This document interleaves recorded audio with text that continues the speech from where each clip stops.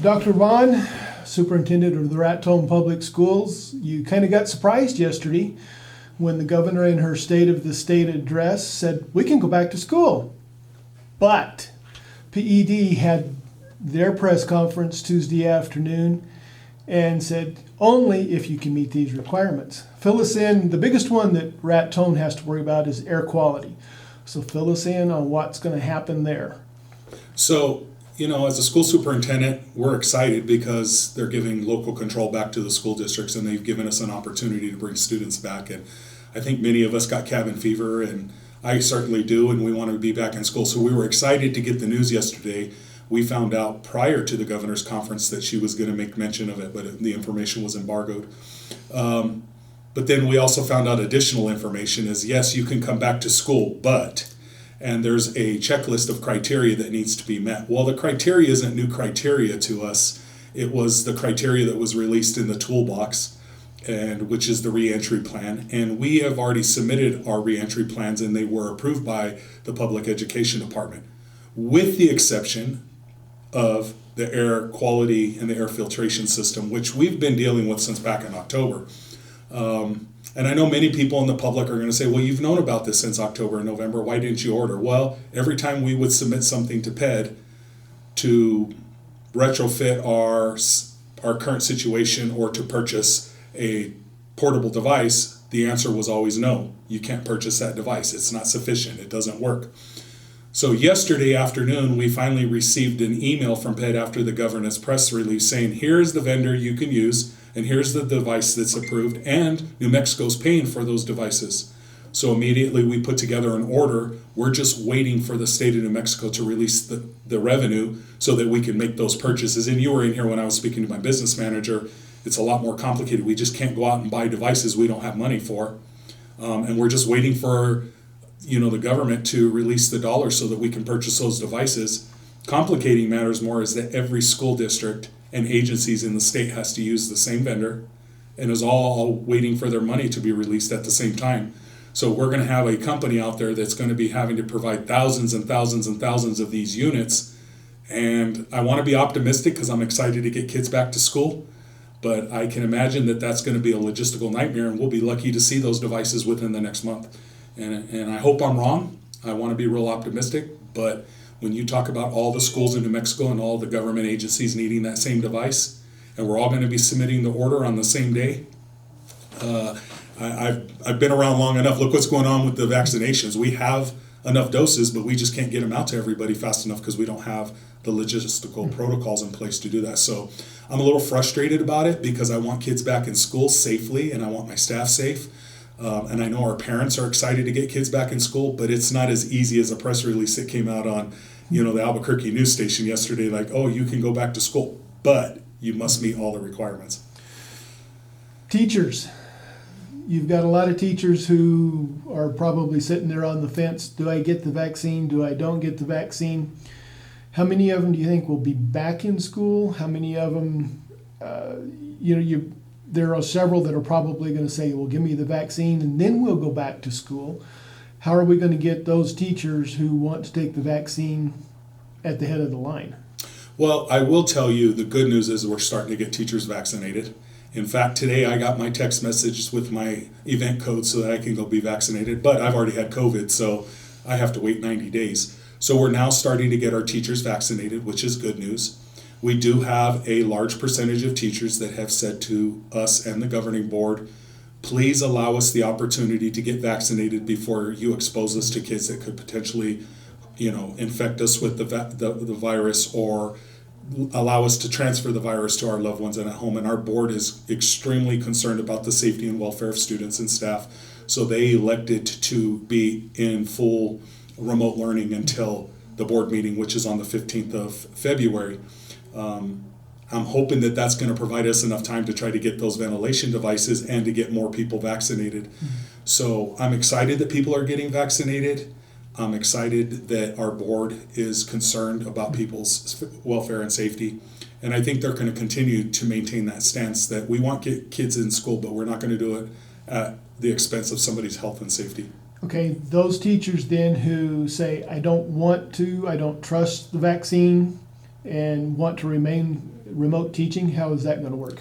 I don't know the answer to that question. I've had multiple conversations with legal concerning that, and as you're well aware, it's not just a Raton issue, it's an issue all over the state of New Mexico and throughout the nation. Because the vaccination is in trial right now, there's a little bit more parameters on whether we can require people to be vaccinated or not, but once it's out of trial, it could be considered a condition of employment. We don't know what that's going to look like yet. Obviously, we'll work with our bargaining units and the labor agreement unions. We'll work with our legal team, because the issue that we have is if we got kids in person, we have to have teachers in person legally for safety issues. So I know some of the teachers have said we want to continue to work remotely. Well, it wouldn't work because we would have a classroom full of kids with no adult supervision. And we don't have the budget to be hiring a substitute to sit in the classroom while the teacher teaches remotely, and we don't have the substitute. So we're between a rock and a hard place, and I'm certainly concerned about, because we have some people, and I've had family members myself that have been affected by COVID, and I've had a brother that just recently passed away from COVID. So I know people are concerned about it, and I want to make sure that we're taking all the precautions necessary to protect our teachers, our staff, our students, and our community. But we also have an obligation to teach kids. I noticed in the last school board meeting, you've got Chromebooks on order. How about the hotspots that you were trying to get through T-Mobile to get that coming our direction? What's the status, and when do you expect delivery on all of this stuff? So the Chromebooks are here. They're getting uploaded as you and I speak right now, and they're being delivered to the schools. The good news about COVID, I like to talk about the New Deal and the Great Depression. We wouldn't have these great interstate systems in the United States and Hoover Dam and all that if our government wasn't putting people to work during the Great Depression. So something bad was going on and occurring in this country, and good things came out of it. And I also want to put a spin on this because it's stressful for everybody. But right now, Raton Schools is at, we are now 1-to-1. Every kid will have a device to work on, a new, not a 6 or 7 year old device. We just got to get them out. They've been delivered and ordered. And we have 550 mobile hotspots. So we have enough hotspots that any teacher, staff member, and family that doesn't have adequate internet service, we can subsidize that, at least during COVID. And once the funding goes away because of the CARES Act, I don't know if the district could afford it, but temporarily we can provide people subsidized internet service. And we're updating our infrastructure currently in the school so that when we do come back hybrid, because now we have an issue where every kid has a device. At the high school, we only have 4 mobile access points that can only handle about 20 devices per access point. So you're talking about 80 devices, and then after that, it starts kicking everybody out. So we're working to get ahead of things, which we wouldn't have been able to do in a traditional setting. So we're excited about it. The kids are getting new devices, and it's been a real struggle because there hasn't been a lot of inventory available, and the prices have almost quadrupled. We sort of lucked out and partnered with another school that ordered too many devices and accidentally found these devices and got them at cost. So we're really excited about that. The other thing that we want to look at, because I know every coach has been chomping at the bit, I want to get back to playing sports, but once again, we run into those restrictions. It's just like football. It's an 11-man team. You're still restricted to a coach and 5 players. How can you do that? How can you have team practice when you're restricted with those restrictions? I got to tell you, our coaches are saints, and they're as frustrated as anybody, as frustrated as our athletes. Again, it's one of those things where it looks really good on the surface, but there's all kinds of complications that go with it. So for one, they will be resuming competition in a very abbreviated scenario because we don't have much time left before the end of the year. But they're telling us that in order to compete and participate in competition, you have to be in person, at least at a minimum hybrid. So if you're not in-person hybrid, then you can't compete and participate in athletics. And as I've explained to you before our interview today, the majority of the schools in the northern part of the state are old, they're historical. There's all kinds, they're on the National Historical Register, so you can't retrofit them. And so many of the schools up here are in the same position that Raton is in, where if we don't have those mobile air ventilation systems, they can't go back to a hybrid model. And if you're not in a hybrid model, you can't participate in sports. So on the surface, it looks great. Mm-hmm. But there's the but and so I'm excited we're getting an opportunity. The good news is today as we went from red to yellow, but we've had some more infections, so at least we're good for 2 weeks. We had some infections right here in our own school district, so we don't know what it's going to look like, and it's just unpressing times, and we're being as flexible and as accommodating as possible. But I think everybody in our community is ready to just be back and socialize and see their teachers face to face, and I think our teachers want to see their students. I think all of us have cabin fever, and the one saving grace that we've had through this whole thing is that they've allowed kids to at least practice and stay in shape. And I know it's been complicated with the 4-to-1 and 5-to-1 ratios that we got to deal with, especially like you said, in football, you got 11 men on the field. How do you do that? But our coaches have found ways to accommodate and make it work the best they can. The key for us right now for athletics to resume is we have to get back in person. And as an educator, I was a coach and I love athletics, but as an educator, I sort of found that it was ironic that we can't have kids in school to learn reading, writing, and math, but we can bring them into school to lift weights and to exercise. I think we had it backwards, and it was really nice to see that they're aligning the two together. I think you need both to happen simultaneously and symbiotically. We need athletics, and we need to refresh kids' minds, but I think we also need to put an emphasis on reading, writing, and math and in-person instruction and kids developing themselves academically. And so it was really nice to see that come out, that they opened the door, but it puts a lot more emphasis on us schools to really expedite getting back in person. And NMA put out a press release just a little bit ago that says, we're waiting. We're going to have to see what comes out of it before we can reschedule everything and get everything going. They're supposed to take a look at it February 1st. So maybe by then we'll know if we've got what kind of a schedule we've got. But it's like you say, we have to be in hybrid in order to go back to sports full time. When do you think Raton will be ready to go back to hybrid?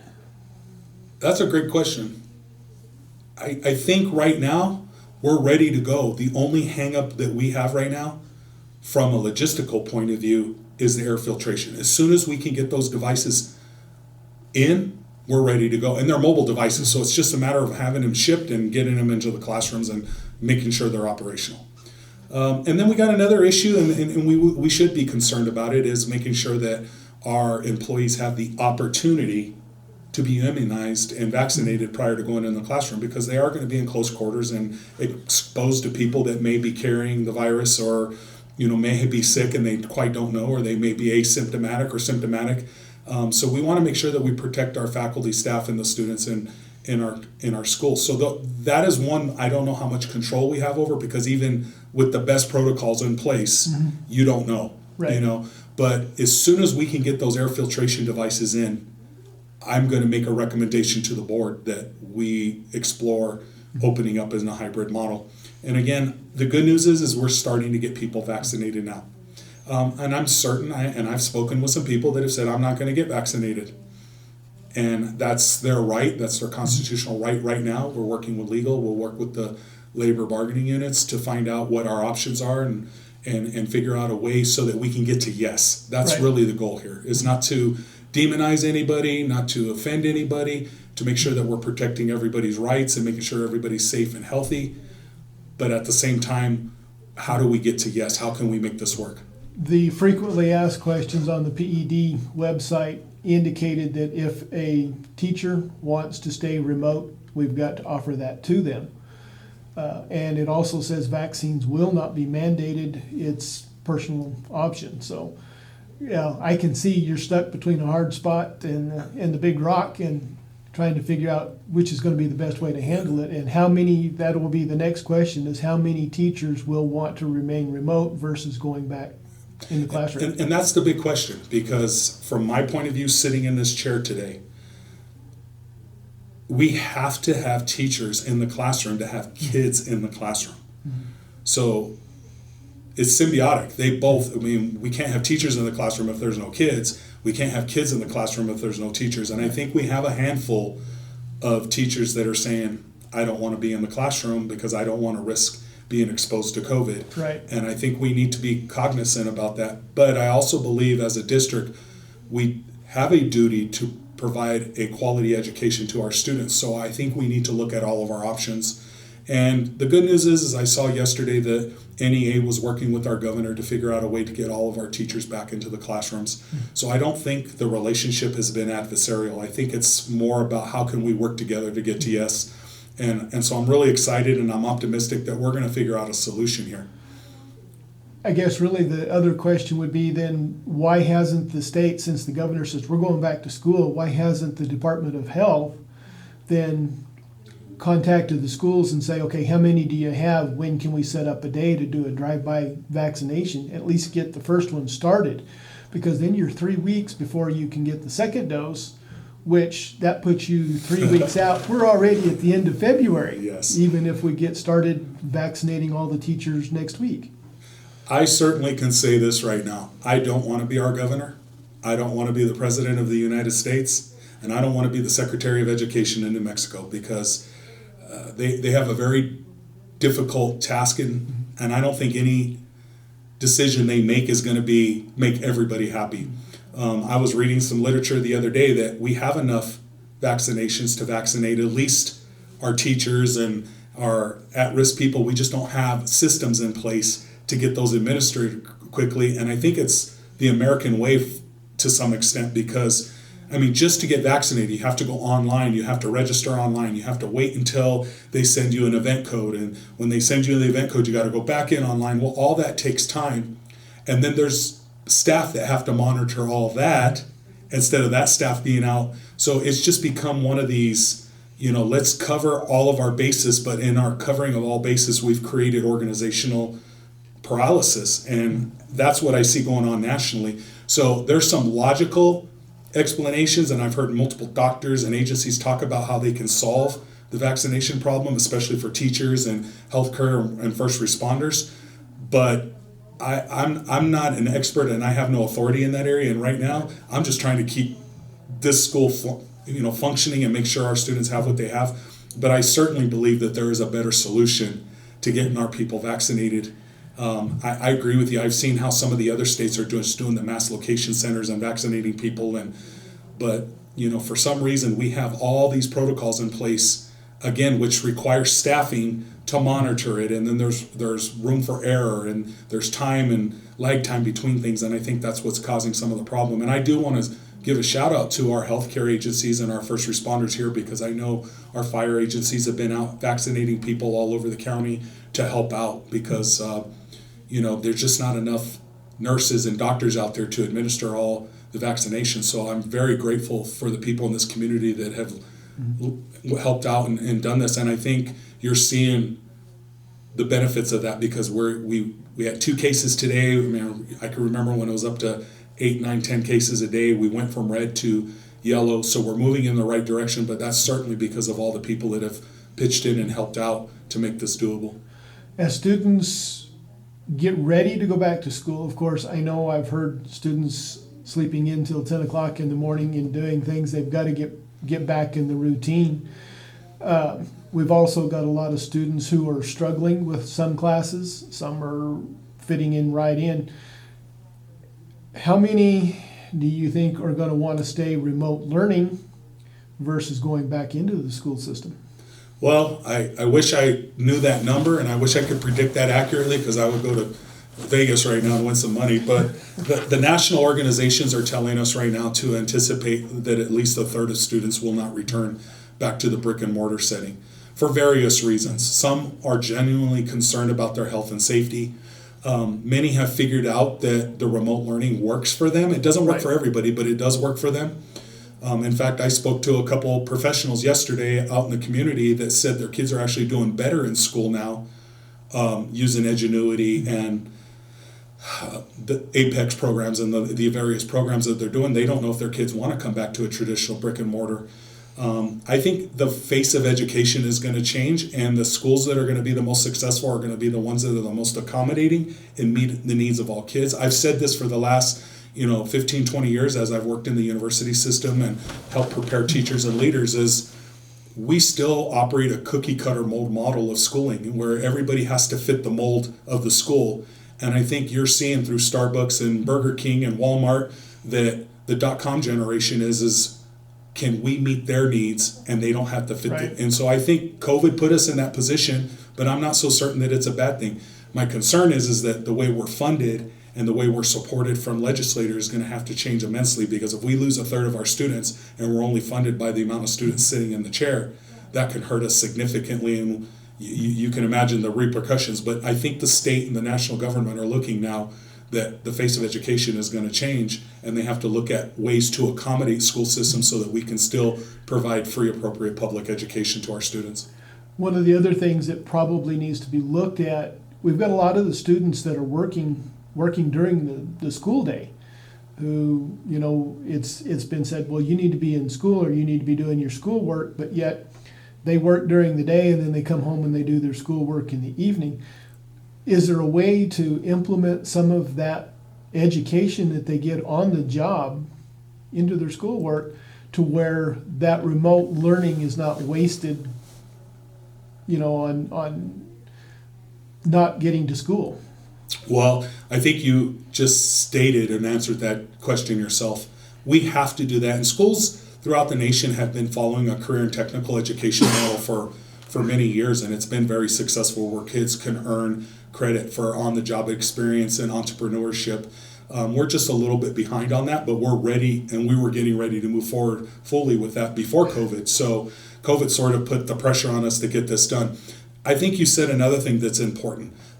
Our schools are only open from 8 to 3, but if we have students that are getting medical treatments or working or taking care of loved ones or traveling during those times, they have no choices, they have no options. Right. And with this new model of remote learning and being more accommodating, you know, who's to say that a kid can't work in the middle of the day when people are out shopping and spending money, and then at night they go work on their studies? So we're going to have to perfect that. I think there's no way around it. And many of these students that we have, they're working to help support their families. So we can't just insist that they quit their jobs. And then in our community, we have businesses that need employees. And there's not anybody that's racing to come to Raton to work in some of the fast food areas and the public service. So they need our students. So I think we're going to have to look at ways to work stronger together.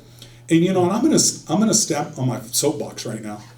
You know, something that the adults in the organizations continuously are making statements that our kids are not learning right now and that they're not getting a good education. We just did our mid-year benchmark testing. Right. And overwhelmingly, the results that came back at both our primary and our intermediate school, our kids performed better at this time this year than they did last year pre-COVID. Mm-hmm. So our kids are learning. Are there kids that are struggling and the online remote learning doesn't work for them? Absolutely. And so to be truly accommodating, it's those students that we need to try to serve through a brick and mortar system.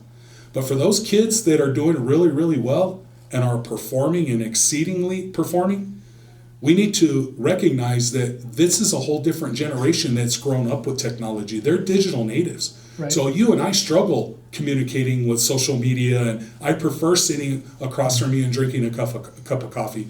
But our students pre-COVID were communicating each other through Facebook and WhatsApp and all those different social medias. So they're so familiar with it.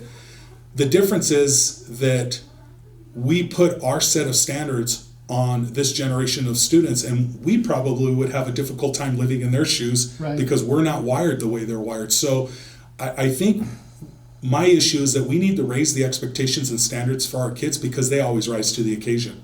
And you know, our grandparents thought the same thing about our schooling and the way we dressed and the music we listened to. And we're doing the same thing to these kids. But I got to tell you, the majority of our students are learning, and they're performing better than they did last year at the same time pre-COVID. How about curriculum?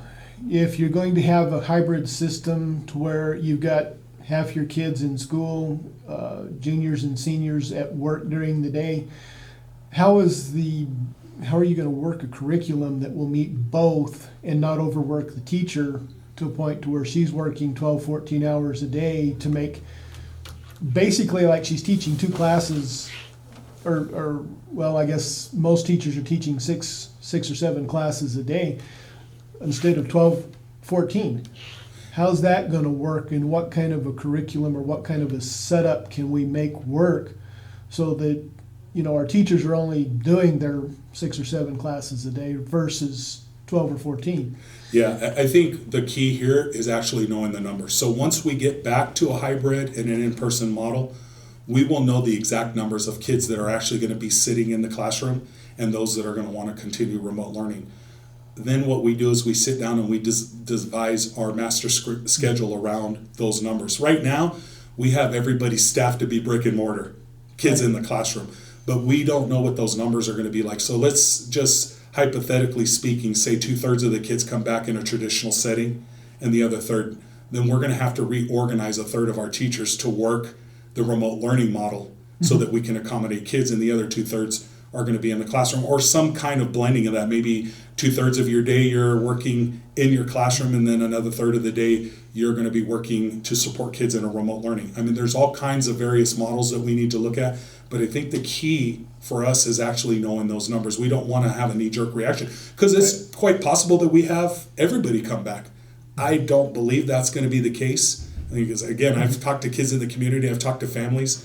I talked to a very well-known professional in the community yesterday that has 4 kids in our school system, and his kids are doing better now in the online remote learning system and getting better grades and learning more than they did when they were sitting in the classroom. So I believe that family is going to elect to keep their kids in a remote learning model, and they're going to look at some other things like music lessons and taking welding classes and things like that, so they could really enhance their educational experience. So, and then I have people, just today, when you walked in, I was checking an email where a parent has a child that's struggling in their classes and they want some additional help. So we're looking at offering some compensatory education in the summer to help supplement the time lost and the lack of being in front of somebody. We're looking at a summer school program.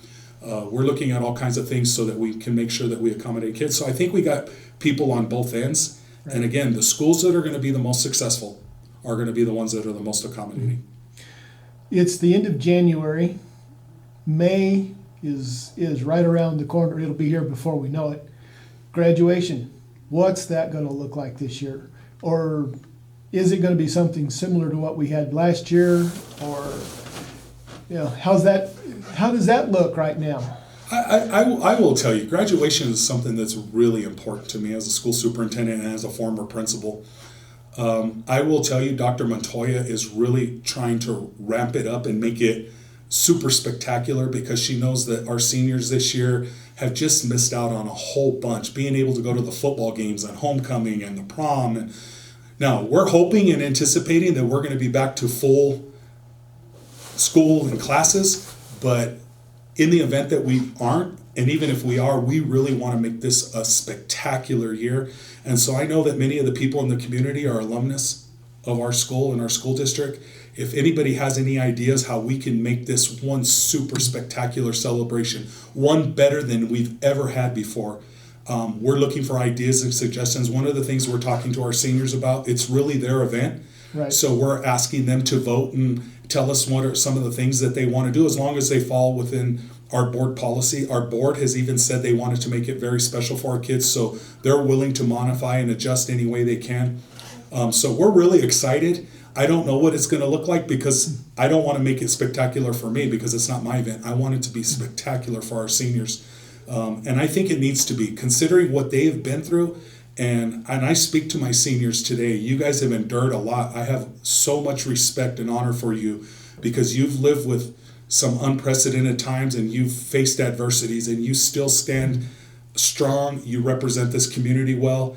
And that graduation is really your capstone event, and I really want it to be amazing for you. And I know Dr. Montoya came to me and said, I really want to make this spectacular. Can I have your support? And I said, absolutely.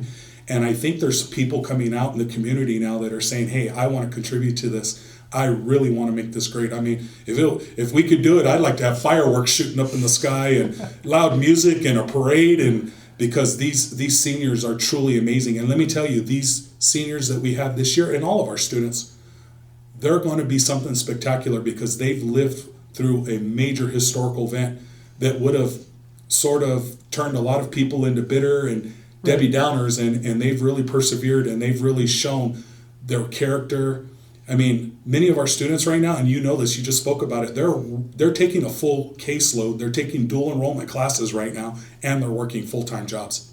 And they have great attitudes. I don't know if you've seen them in the community, but they're smiling, they're willing, and they're helpful, they're proud to be from Raton.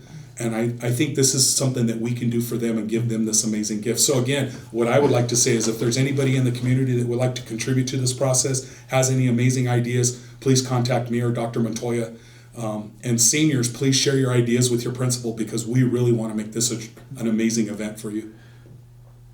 The sports schedule, the last sports schedule that we saw, which of course was tentative depending on when everybody went back to a hybrid model, was into June.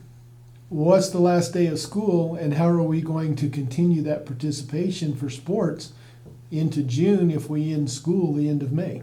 So we end school on June 4th. What we've been told is if athletics is going to be allowed, it's going to be abbreviated, and all athletics seasons are going to be able to have some kind of competition abbreviated. Just like we're waiting for the numbers of kids that are going to return to determine what our master schedule is and what teachers are going to be doing, remote support and who's going to be brick and mortar and what's going to look like because we need the numbers. Right. I think the state right now and the athletic association is waiting to see how many schools are actually going to be able to participate because they're back in person, because it doesn't do any good to put together a schedule and then 5 of the schools in the league can't compete because they're not Right. ready to go back hybrid. So I think that's why they're waiting to see if we can even do an abbreviated schedule, because if there's not enough people or schools ready to be in person, then you can't even have a season. And so I'm actually wishing that we could start tomorrow, but I also understand from a logistical point of view that actually makes good sense, because it doesn't do any good to put together a season and then have to forfeit the season Right. because you don't have enough people to compete against. Right. Any final words, Dr. Bonn? It's kind of like a hurry up and wait game right now at this point. It is, but I have to tell you something that's great about working and living in a rural community is we have some headaches right now, but imagine being in APS, multiply that by 1,000. Trying to get all of those devices, and we may have 4 teachers that are really concerned about their health. They have thousands. And so it's manageable here. And I think everybody in this community always pitches in to help out each other. And that's one of the great things. And that's why rural communities are the fabric of this country. And that's where things still exist. People are kind to one another. People help each other out when they're down and out. People are optimistic. People find solutions instead of being complainers.